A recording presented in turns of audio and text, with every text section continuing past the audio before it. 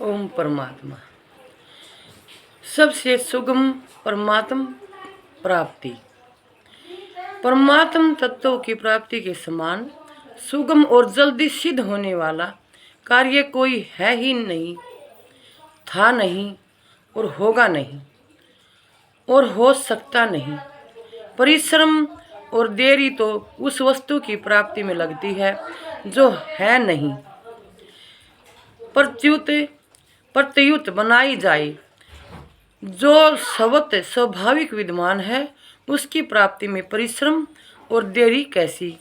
जैसे गंगा जी को पृथ्वी पर लाने में बहुत जोर पड़ा और अनेक पीढ़ियां खत्म हो गई, पर अब गंगा जी है ऐसा जानने में क्या जोर पड़ता है, क्या देरी लगती है। परंतु संयम की भूख लगन न हो तो यह सुगमता किस काम की। अगर संयम की लगन हो तो सबके सब मनुष्य सुगमता पूर्वक और तत्काल जीवन मुक्त हो सकते हैं। परमात्म तत्व की प्राप्ति जीवन मुक्ति सबसे सुगम कैसे है, इस विषय को समझने की चेष्टा करें। प्रत्येक मनुष्य का यह अनुभव है कि मैं हूँ। बचपन से लेकर आज तक शरीर सर्वथा बदल गया, पर मैं वही हूँ। और आगे वृद्धावस्था में भी शरीर बदलने पर भी मैं वही रहूँगा। शरीर बदलेगा पर मैं नहीं बदलूँगा। तात्पर्य है कि शरीर में परिवर्तन होने पर भी सत्ता में परिवर्तन नहीं होता। हम शरीर को छोड़कर दूसरी योनियों में भी जाएंगे तो भी सत्ता नहीं बदलेगी, अर्थात हम वहीं रहेंगे। अगर हम देवता बन जाए तो भी हम वहीं रहेंगे, मनुष्य बन जाए तो भी हम वहीं रहेंगे, पशु पक्षी बन जाए तो भी हम वहीं रहेंगे, वृक्ष लता बन जाए तो भी हम वहीं रहेंगे, भूत प्रेत पिशाच बन जाए तो भी हम वहीं रहेंगे। स्थावर जंगम किसी भी योनियों में जाए, संयम की सत्ता निरंतर ज्यों की त्यों रहती है। जागृत, स्वप्न, सुषुप्ति तीनों अवस्थाओं में हम वहीं रहते हैं।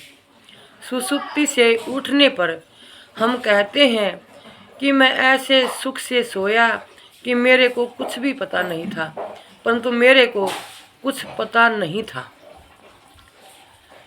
इसका पता तो था ही, अतः सुषुप्ति में भी हमारी सत्ता सिद्ध होती है। सुषुप्ति की तरह ही प्रलय महाप्रलय होते हैं। प्रलय महाप्रलय में भी सब जीवों की सत्ता रहती है। जैसे सुषुप्ति से जागृत में आते हैं, ऐसे ही जीव प्रलय महाप्रलय से सर्ग महासर्ग में आते हैं। तात्पर्य है कि महासर्ग और महाप्रलय में, सर्ग और प्रलय में, जन्म और मृत्यु में संयम की सत्ता ज्यों की त्यों रहती है। वह चिन्मय सत्ता होनापन ही हमारा स्वरूप है। शरीर, इंद्रियां, मन, बुद्धि है हमारा स्वरूप नहीं है, क्योंकि ये सब दृश्य हैं। शरीर बदलता है, मन बदलता है, बुद्धि बदलती है, भाव बदलते हैं, सिद्धांत बदलते हैं, मान्यता बदलती है, देश बदलता है, काल बदलता है, वस्तु बदलती है, व्यक्ति बदलता है, अवस्था बदलती है, परिस्थिति बदलती है, घटना बदलती है, सब कुछ बदलता है, पर सत्ता नहीं बदलती। सबका संयोग और वियोग होता है, पर सत्ता का संयोग और वियोग नहीं होता। जो बदलता है और जिसका संयोग वियोग होता है वह हमारा स्वरूप नहीं है। जो कभी नहीं बदलता और जिसका कभी वियोग नहीं होता वही हमारा स्वरूप है। मनुष्य का ढांचा बनावट और तरह का है तथा कुत्ते का ढांचा और तरह का है, पर सत्ता दोनों में एक ही है। वह सत्ता न तो स्त्री है न पुरुष है, न देवता है न पशु पक्षी है, न भूत प्रेत है।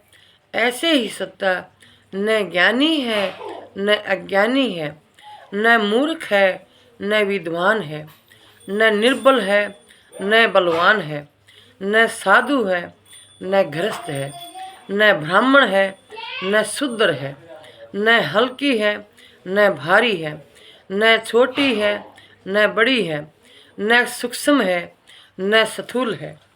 चाहे स्त्री हो, चाहे पुरुष हो, चाहे देवता हो, चाहे पशु हो, चाहे भूत प्रेत हो, चाहे ज्ञानी हो, चाहे अज्ञानी हो, चाहे कसाई हो, चाहे संत महात्मा हो, चाहे तत्वज्ञानी हो, चाहे भगवत प्रेमी हो, सत्ता सब में एक ही है।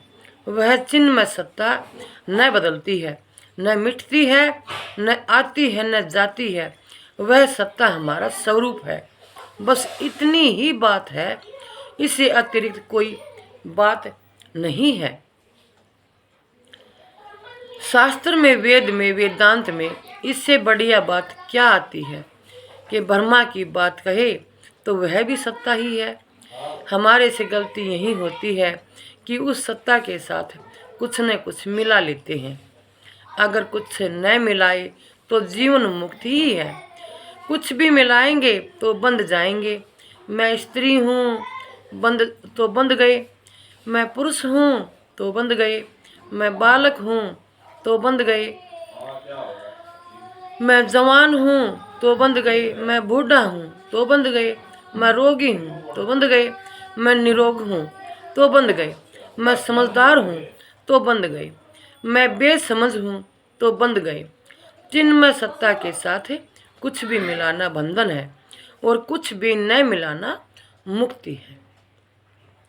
चिन्मय सत्ता के सिवाय हमारा और कोई स्वरूप है ही नहीं।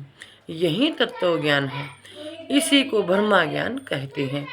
कोई भले ही 60 शास्त्र पढ़ ले, 18 पुराण पढ़ ले, 18 उप पुराण पढ़ ले, 4 वेद पढ़ ले, हजारों वर्षों तक पढ़ाई कर ले, पर इससे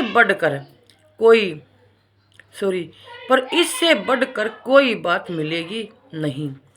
इससे बढ़कर कोई बात है ही नहीं। मिले कहाँ से? इसलिए संतों ने कहा है कि बावर वेद विदुष बावरियो, पोथी पुस्तक फंदा, बोला नर माही उलझाना, उलट न देखे अंधा। नमः शिवाय। ओम परमात्मा। नमः शिवाय।